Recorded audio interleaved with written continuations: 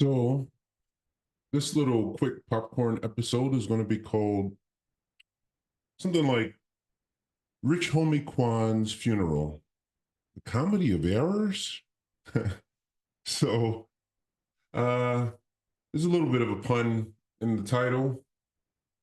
Here we have a DC Young Fly, who's a comedian who gives an impromptu speech. I would call it a sermonette at the funeral of Rich Homie Quan, the popular Atlanta rapper who recently died, I believe, of an overdose. Uh, this is actually from a post on TikTok by Tyrese. Um, the sort of shucking and jiving entertainer, black entertainer who's consistently he's consistently retreating to religion when he wants to be taken seriously. And well, I don't want to make this a roast fest on Tyrese. I do. It's almost like you can't hear him speak for more than a half hour or maybe more. I don't, almost any interview without him resorting to all of the tropes of religiosity and that the black community has relied on for all too long.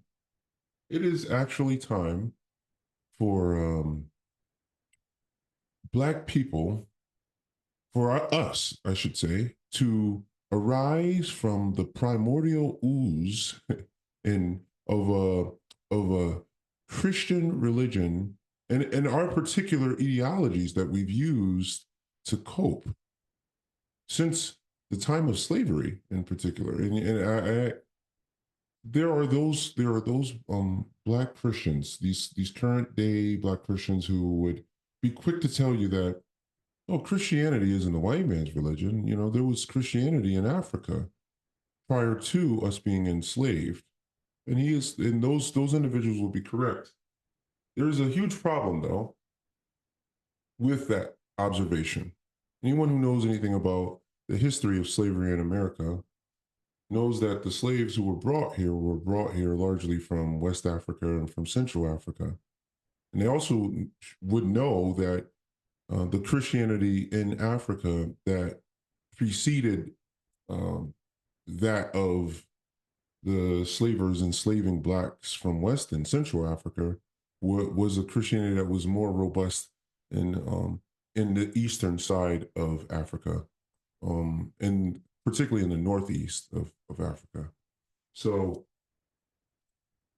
while it is true that on the huge continent of Africa, there was Christianity somewhere, it wasn't necessarily as dominant in West and Central Africa as some people would have you to believe. And some people think it suffices for them to just say Christianity existed in Africa prior to slavery.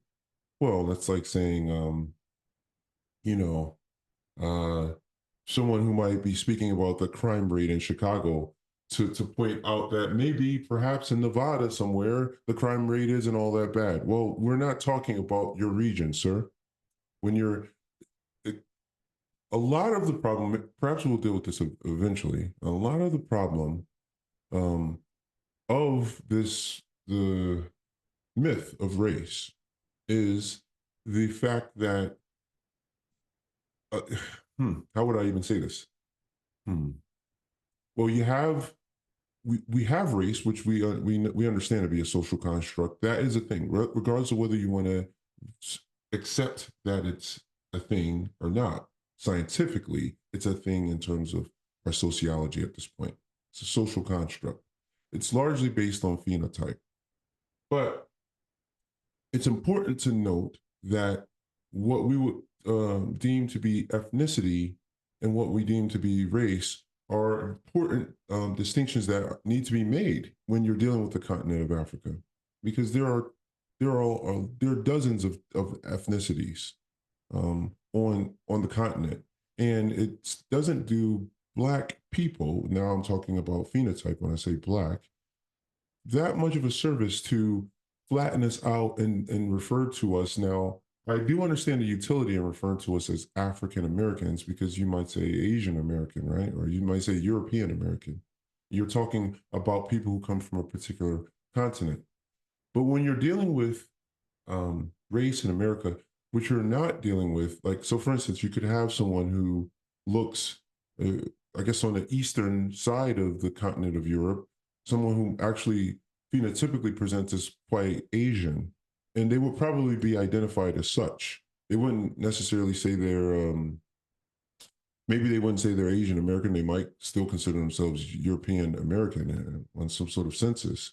But if they were identified by someone else on the basis of their phenotype here in America, they might have been identified as an Asian because they bear all of the phenotypical traits of an Asian.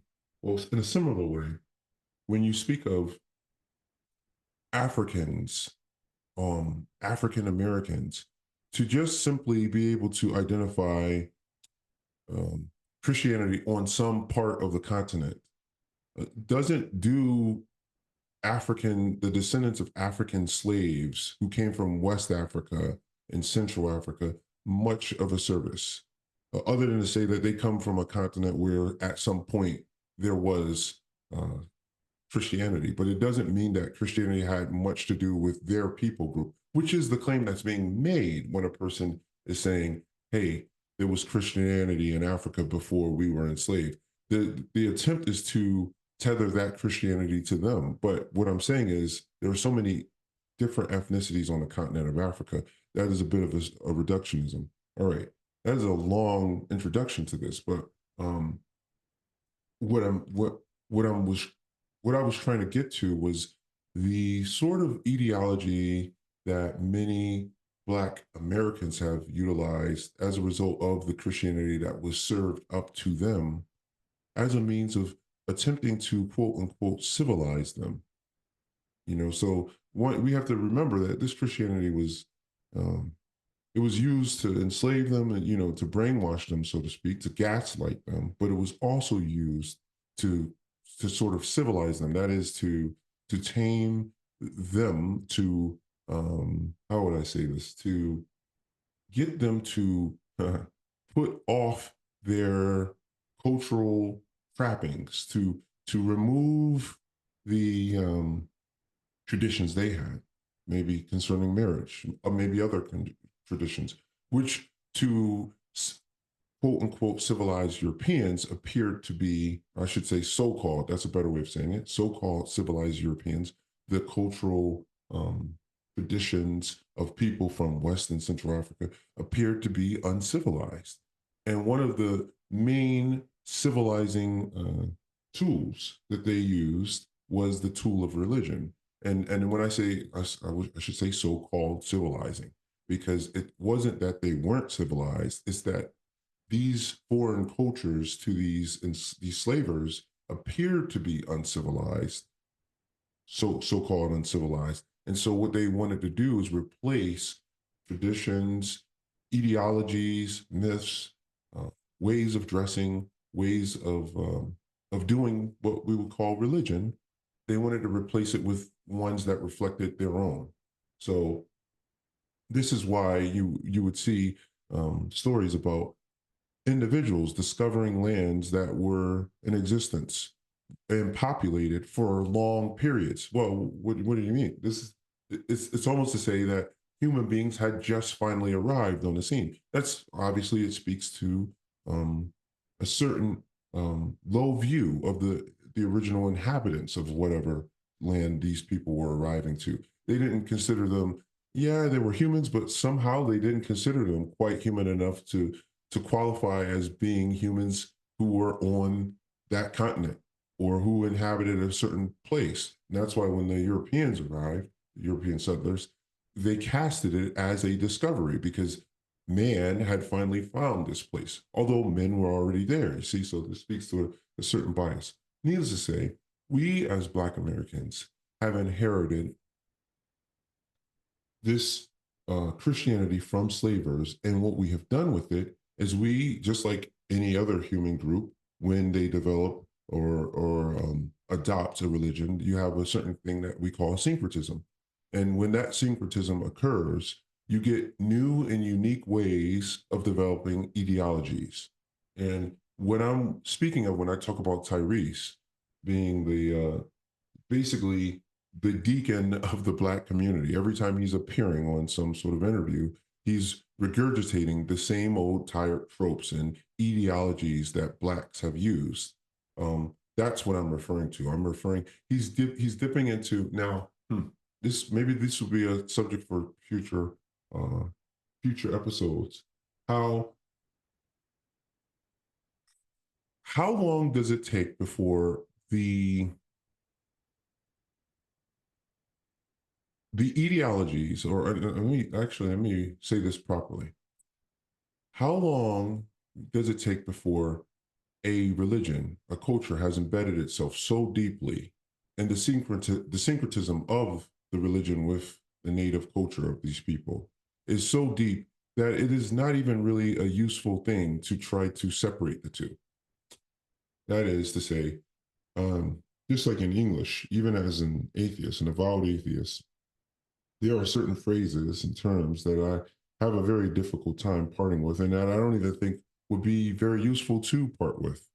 You know, other atheists may differ with me on this, but certain phrases, apple of my eye, and um, uh, there are so many phrases in the English language that are resultant from uh, the translation of the Bible that was done by the King James translators.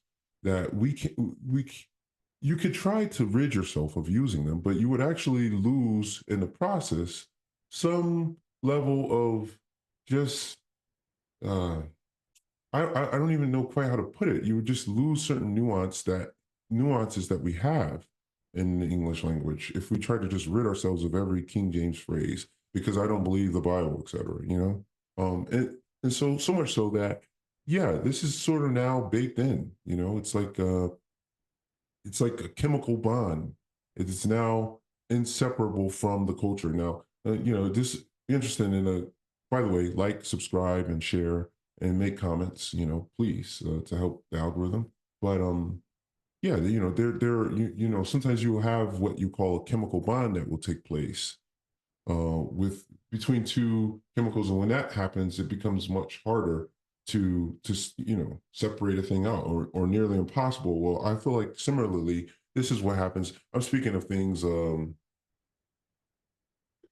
There are certain elements that if they're combined, they create a chemical reaction, which now you have a more permanent bond than you would have prior to it, between the two elements. Well, the same is true, I think, in religion, and certain, after the syncretism goes very deep, like for instance in West Africa, Islam has become such an integral part of the culture of individual countries, um, and cultures within these countries, that to try to root up.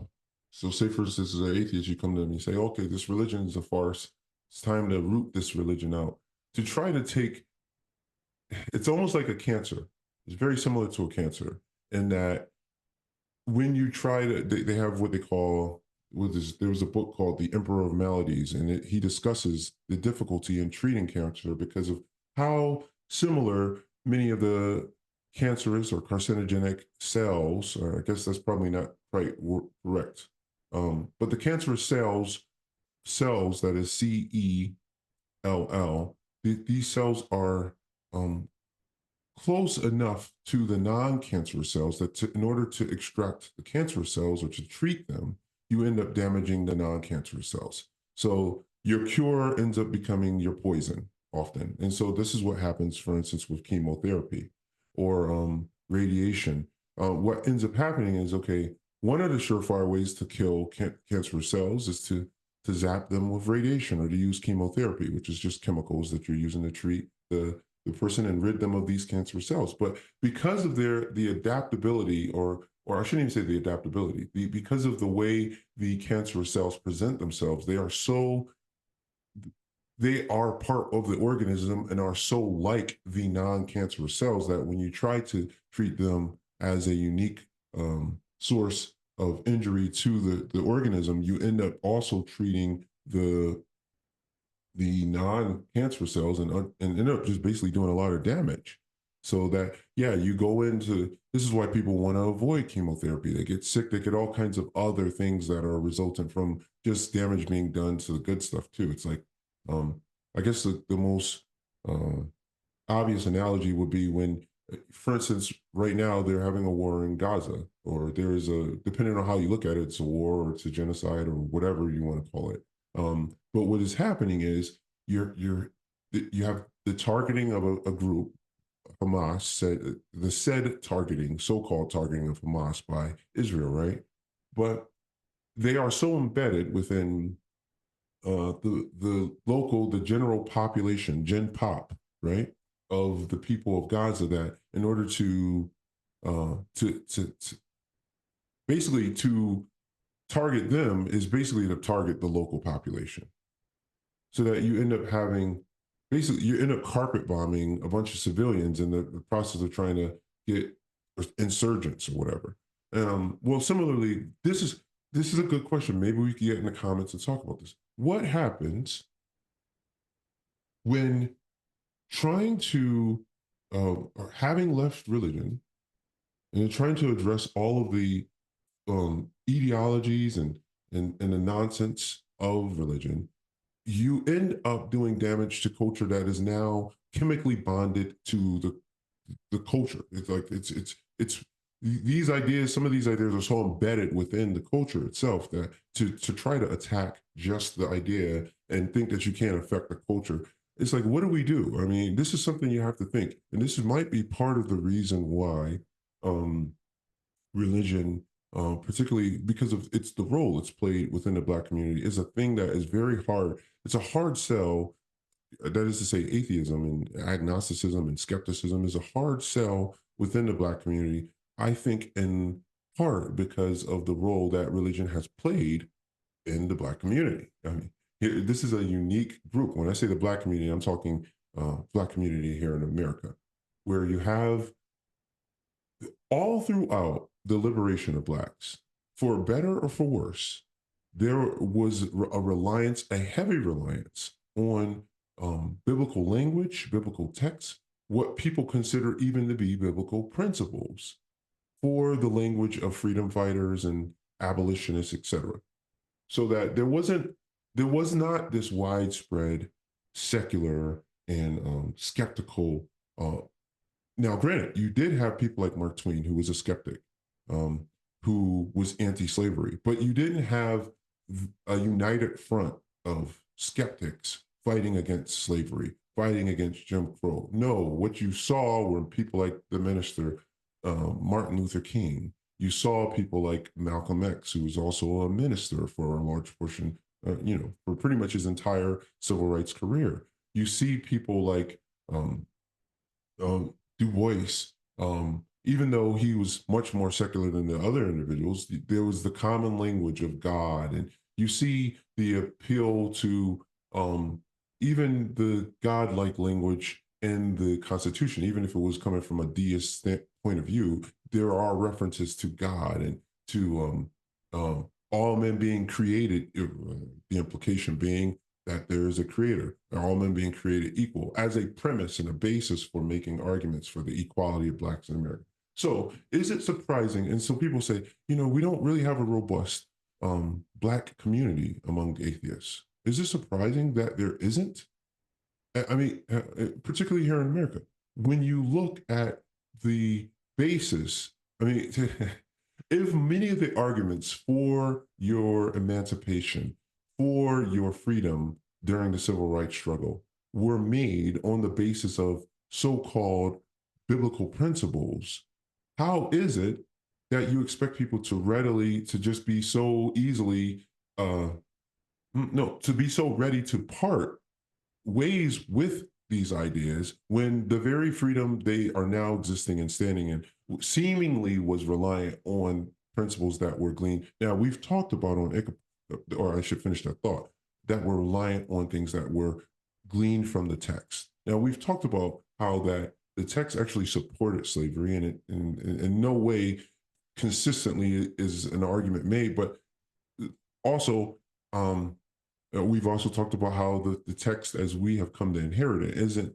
univocal, and it doesn't have So you do have the ability to find passages like in books like Philemon, even though it doesn't prohibit slavery. It's a book that one could base certain arguments for freedom in. And there are, there are little pericopes, there are little passages here and there where you see the hope, you see the traces of the sunrise on the horizon of freedom. So yes, many arguments were made for abolition, for freedom from the Bible. And I think because of this, the Black people have had a very hard time shaking Christianity. But again, back to the other illustration I made when I talked about chemical bonding or syncretism. How deeply embedded is Christianity within our culture as Black Americans? Is it possible for us to somehow shake it off and still maintain um, the phrases, as it were, that like I said, I spoke of the King James phrases for, like I said, apple of your eye. Um, I think even right hand man might be from um, from the Bible. I mean, there are so many phrases. Actually, maybe I'll just grab here, just do a quick Google search because this is actually worth spotting out, just so I'm not just saying um, phrases in English from the KJV. I just Googled that real quick. Yeah, here we go. They give us a list: a fly in the ointment, new wine in old bottles, my brother's keeper, fuel to the fire, get thee behind me, give up the ghost, go the second mile, um, go through the eye of the needle, not so much. God save the king, how the mighty fall, pride comes before a fall. I mean, there's just tons of them. Uh, there are tons of phrases. And it's like, how much good do you do? At what point do you end up, like chemotherapy, doing more damage to the good cells in an attempt to root up the religion from? So that's an interesting. Get in the comments, please populate them. Give me your ideas. Is it possible?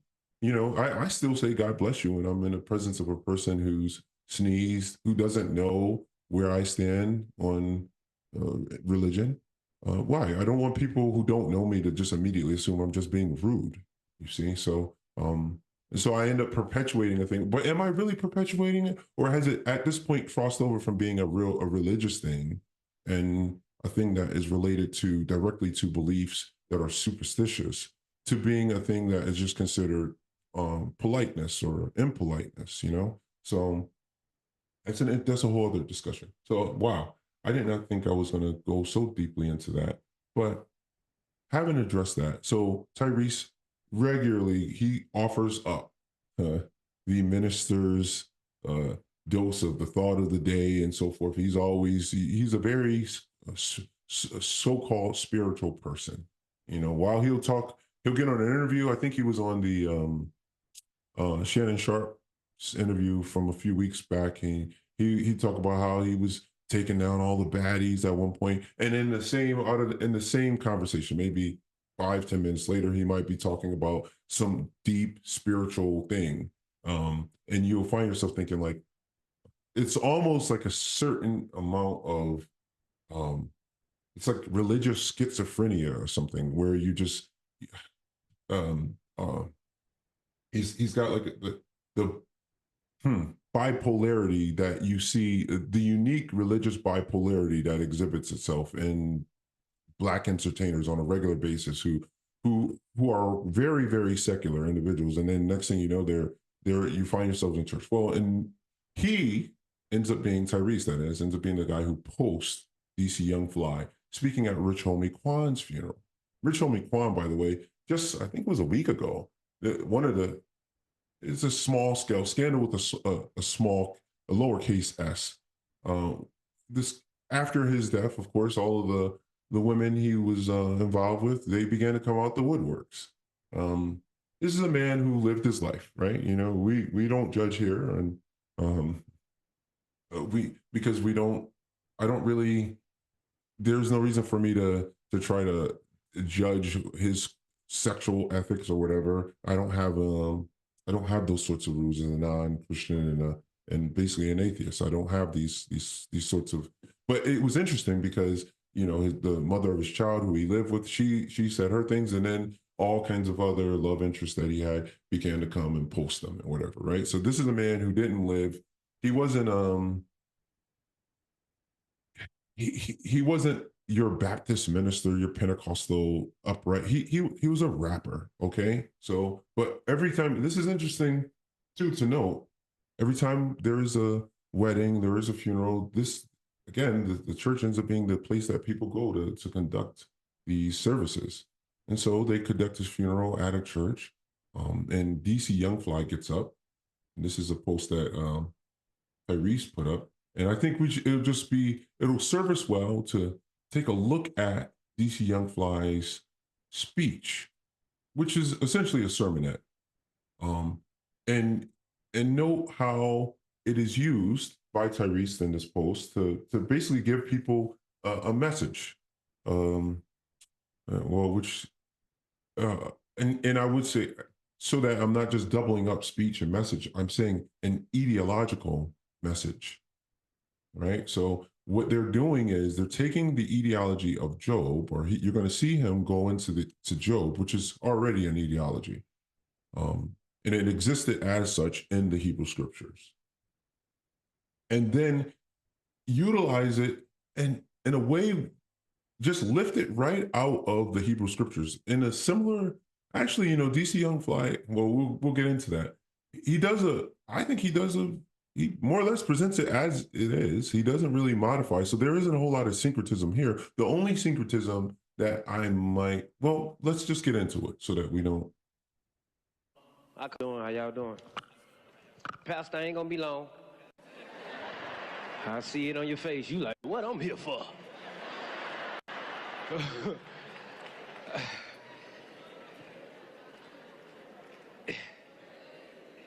First off, we want to say God is the greatest.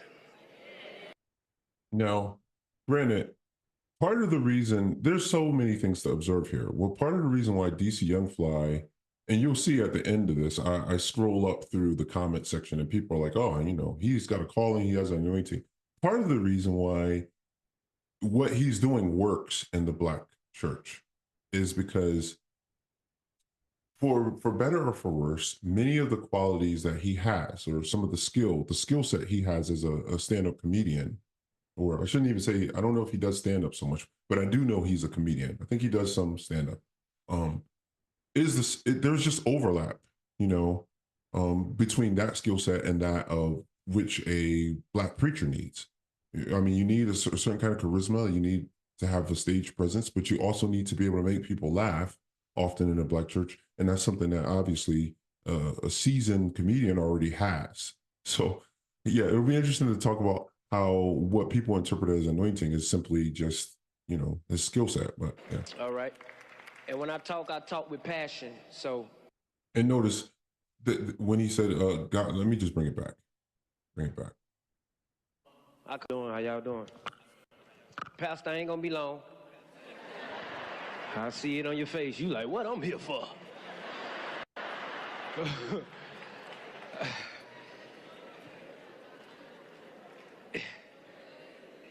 First off, we want to say God is the greatest. All right. Yeah, I've always, I think people when I hear people say God is the greatest, what is he? Is he the greatest a-hole? Is he the like? Maybe somebody would say, "Oh, you're overthinking it." You know what he means actually, I don't know what you mean when you say he's the great. What are we even saying? It seems like it's such a general appellation to offer up, that it's generally taken as a high praise, but at the same time, it's so non-specific. It's tantamount to saying nothing. But go ahead. And when I talk with passion. So I want y'all to bear with me. Listen closely. Mama, I call you mama. We've been introduced since 2003. Big bro. So, it's real family. Corey, what going on? It's interesting to note here too, one of the things that are one of the things that is so important to humanity are genuine loving bonds and family. And you can see that here. So I don't want people to take this as I'm just crapping on DC Young Fly.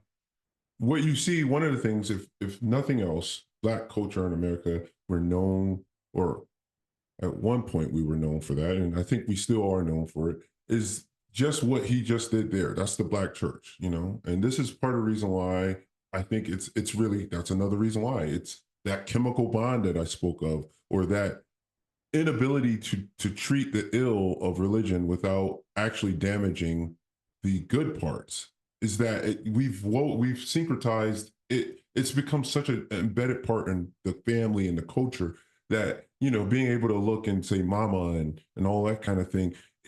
How do you get the religion out of here without offending all of the other parts? You see? Anyway. Y'all gave us an icon. Y'all gave us a legend. You know, we all on borrowed time. So the things that he accomplished while he was here, we want to let y'all know that we're going to continue on his legacy. And even through the small amount of time, it made a big impact. You understand? And I know he's the head of the household, and a lot of people in here is probably questioning. Now, there's two ways to ask questions. The first way to ask questions is Bifurcation fallacy. All right. Bifurcation fallacy, or false antithesis. Basically, he's reduced things into two categories, and he hasn't told you the means, or he hasn't given us the means by which he's gotten there. Now, sometimes the means become readily apparent when you lay a certain scheme out in front of people. You say, well, you can do this or you can do that, and they become the obvious only two choices. The problem here is, as we will see, when he's laying this out, there is no, he doesn't give you the, there are alternatives to the two ways that he presents us with. And that's why it's a fallacy, because it's, you don't have to deal with what he's going to present us with in two ways. In fact, you don't have to deal with it at all, you'll find. you're asking because you're trying to learn the knowledge so you can apply it to future understandings. And the second way to ask questions is you're questioning because you want to question the reasoning for what's going on. And the second Okay, so yeah, let me keep way of talking. questioning can be disobedience. So we always have to go with the first way of how we ask questions, not why is this happening, not why is this happening to me. No, we have to ask God, what is the purpose? What is the Now, he doesn't present, notice, he's telling you that there are two ways, and he's saying that we have to do it this way. And why is he saying we have to do that? If I'm not mistaken, during the crucifixion, while Christ is being crucified, he quotes Psalm 22 and he says, why hast thou forsaken me? So the person that you're looking to, now I'm saying, even from as a Christian, I may have looked at him and said, what are you talking about, brother? Even as a Christian, you can look to the author and the finisher of your faith, right? And you can look at him and say, he's asking the why question. He didn't say that it was necessarily, it was inherently wrong. But, you know, let's not get into that whole, the theological woods there. Just understand, if you're seeing one ideology, you've seen them all. If you've been into one McDonald's, you've been into them all. They function a certain kind of way. They are a certain kind of species. So he gets to make the rules up for his ideology, because why? It's an ideology, and that's what ideologies do. They make rules up, and then they say this is how this is supposed to work, and this is the answer to that. That's how they work. That's how an ideology works. It does. So to say, oh, that you're not starting from the proper premise with your ideology. Well, that's just kind of not an important point really to make when you understand what an ideology is. But it is important to know that while it might work within its narrow parameters as an ideology, there's no reason to allow him to tell you that there's only two ways to deal with what he's dealing with here is grief, essentially. there's no reason to accept that, especially when you haven't set that up contextually.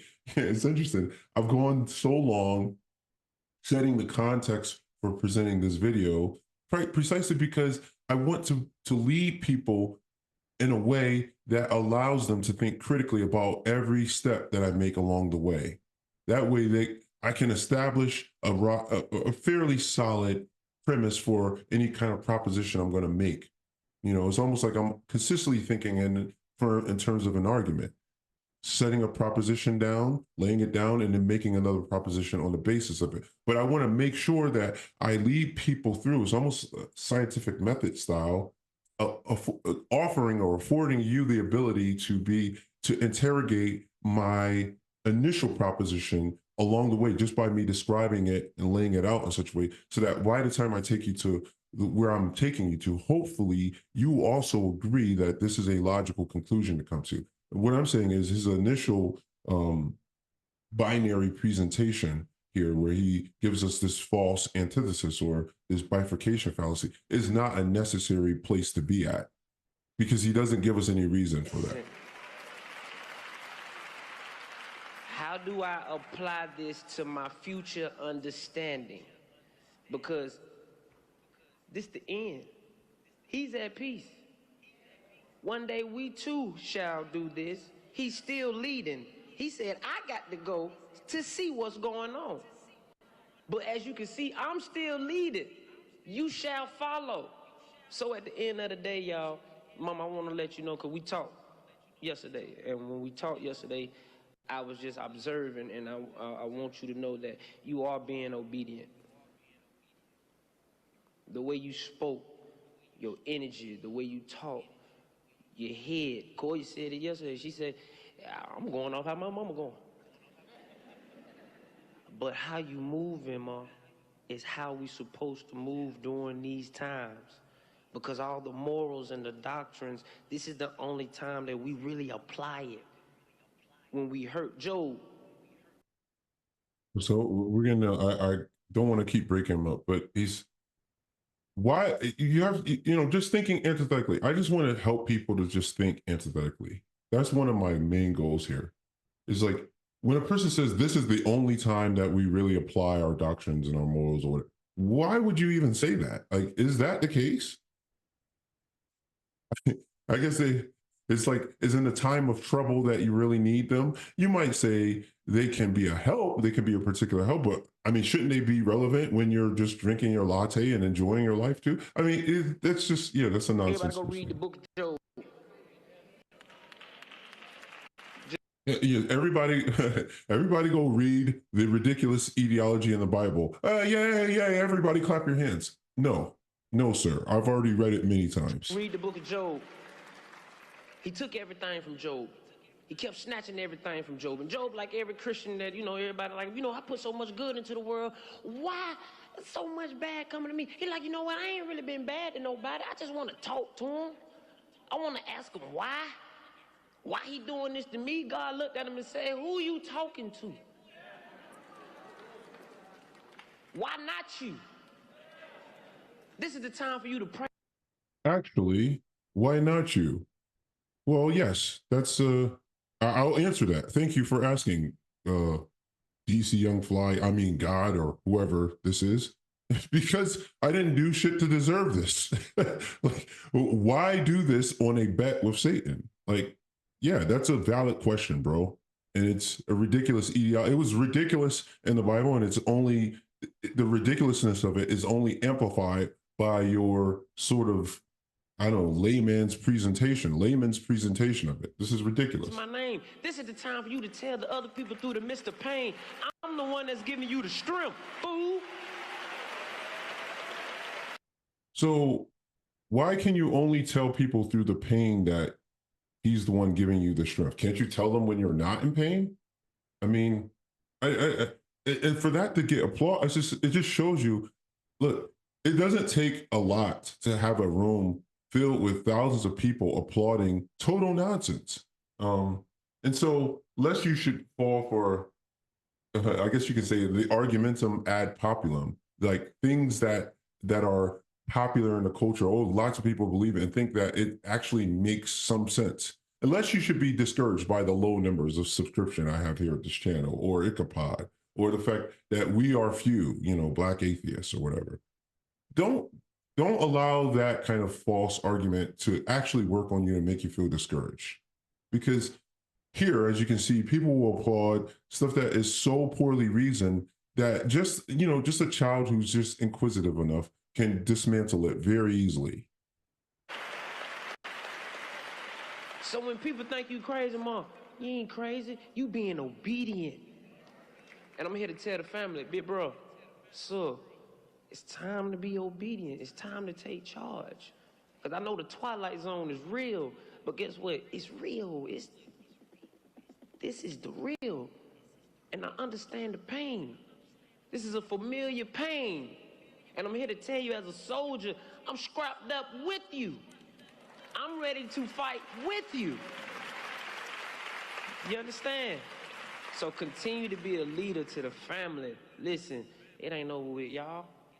It ain't over with. He did what he was supposed to do. We all on borrowed time. Nobody in here know how they gonna. He did what he's supposed to do. This is a man who made music. And I'm not dissing him. Rashomie Quan, that's the homie, right? I mean, he made music that there definitely weren't playing in the kind of church that he's having his funeral in.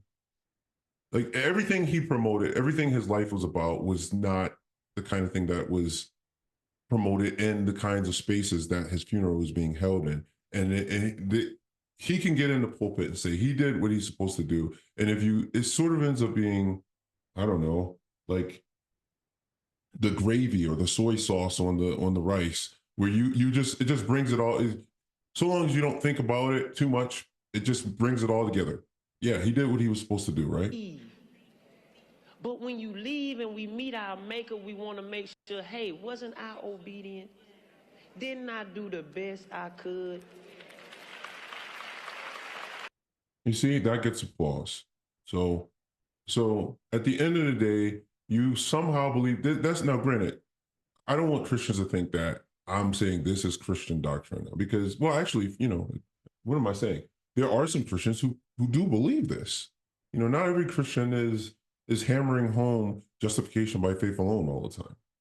What he's saying is what many Christians or even Muslims or whatever would believe, that that a lot of it has to do with trying to do the best you can. But just think about the concept of a creator making you, and then putting certain impulses within you. Because no part of you is uncreated. And certain, what does he say in Colossians 1? He says he is before all things, and in him all things hold together. He's the one who put you together, right?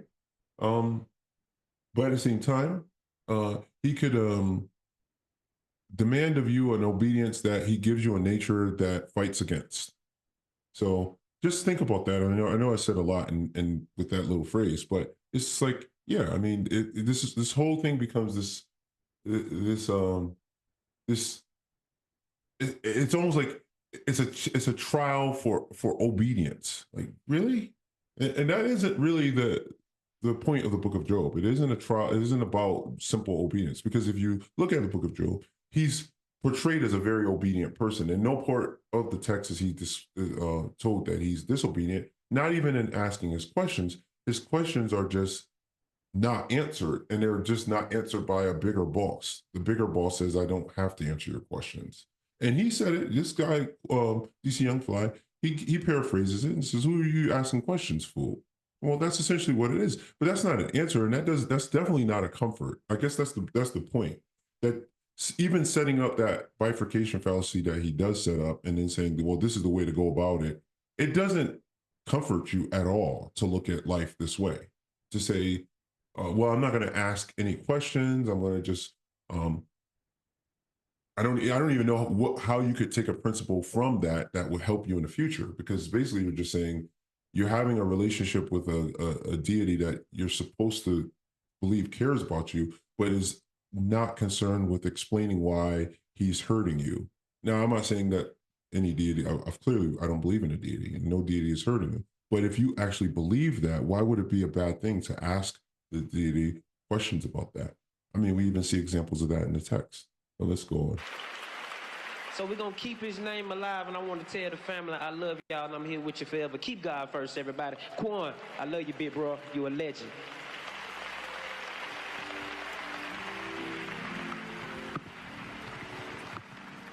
Now we're going to scroll through the comments. DC need to be a preacher. I will follow. His comedic gift is just, let me pause that. Let me see. Let me rewind it. Pause it. His comedic gift is just a glimpse of the light this young man carries. May he continue to encourage others through their pain.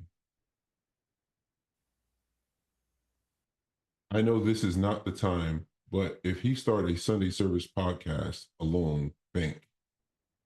Again, this is what I referred to earlier in the pod when I said the reason why people are saying that he's a good, he's got this calling or this gift, or let me keep going. Every time DC speak, it gives me chills. This man, ... I believe the Lord speaks through him and uses him to save people. I'm telling y'all. 14.7 thousand likes. One thing DC may do is tell a joke, but never a lie. That one gets 6,000 likes. Okay, well. DC was raised in church. His parents were pastors, so it's not far-fetched. He speaks so well. Again, he's a comedian. He's used to being in front of, he's not nervous in front of crowds. He knows how to command their attention. But that doesn't make everything he's saying factual. I mean, we just pointed out so many errors in the way he was thinking through things, even by Christian standards. I mean, for one, he uses Job as an etiology here at the funeral, but he doesn't even use it as an etiology in the way it's used as an etiology. Well, in some ways there is overlap. I'll give him that. But he definitely uses it differently than it was used in the book of Job. I mean, the book of Job he's not commending obedience to people. Here you go. The fact that he went through this and can give the next family the word is amazing. No eulogy needed. DC is truly anointed. That was one of the ones I wanted to get to. He's anointed. What does that mean?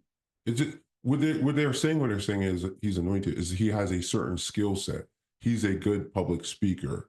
He knows how to command the audience's attention, and he can tap into that common, the common Black tropes, the common Black ideologies. He's able to pull from that shared culture. That's all they're saying. There's nothing supernatural about that. Woo, gave me chills. Very great word. Now, didn't give me chills at all. That's why making a comment gave me chills should never be a thing. It doesn't matter if it gave you chills. I mean, on these kinds of comments. For people, let me word that right. Having the chills is fine. It's fine to note that you got the chills. But when you're talking about truth and what is right about the world and what's true in the universe, whether or not you got the chills from it doesn't really mean anything, obviously. And it says, he always gives a good word. When he said, we all on borrowed time is facts. Jesus is king. I cried so bad. This is a word. Rest in heaven, Quan. This gave me chills. He knows the Bible and actually preaching it. Actual preaching it. I guess it meant actually. DC is so anointed. That has 772 likes. The book of Job is my favorite. Anyway, I could keep going, but this was supposed to be shorter than it is. And the service of making this, I guess this is a popcorn segment, let's end it here. But as I said, this is a comedy of errors, erroneously using the text. Imagine, I guess, in signing off here, I want to commend the people just using their imagination. imagine coming together to comfort people without these ideologies and these tropes. Try to think, would it be better? Are there ways we could be, when we went through on Ichabod with Albert's sickness, trying to find ways to be comforting and be there for him. It it was difficult because we didn't have. This is maybe one of the first times I had something so serious happening so close to me, where uh, I had to use something other than what I would have used back in the day as a Christian, like the Bible, to try to comfort people. And then we found ways to do that. But are there ways that we could comfort each other? Black people, Black Americans, and non-Blacks too.